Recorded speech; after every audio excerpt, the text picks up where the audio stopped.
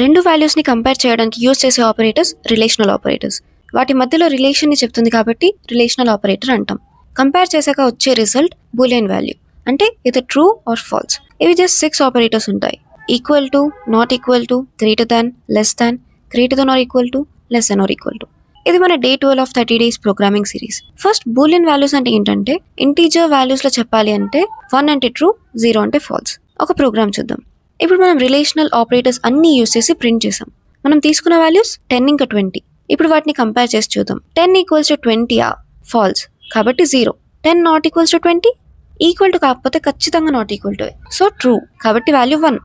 10 greater than 20 false, so 0. 10 less than 20 అంటే ఇక్కడ 10 20 కంటే చిన్న నెంబర్ కాబట్టి ట్రూ, అండ్ వాల్యూ వచ్చేసి 1. Greater than or equals to and less than or equals to అంటే greater than or equals to అంటే 2 conditions ఉంటాయి. ఆ నంబర్ గ్రేటర్ అయినా అయి ఉండాలి, ఈక్వల్ అయినా అయి ఉండాలి ఇంకో నెంబర్తో. ఏదైనా ఒక కండిషన్ కరెక్ట్ అయితే ట్రూ అవుతుంది, లేదంటే false. Same less than or equals to అంటే కూడా 2 కండిషన్స్ ఉంటాయి. ఆ నంబర్ లెస్ దెన్ అయినా అయి ఉండాలి, ఈక్వల్ అయినా అయి ఉండాలి.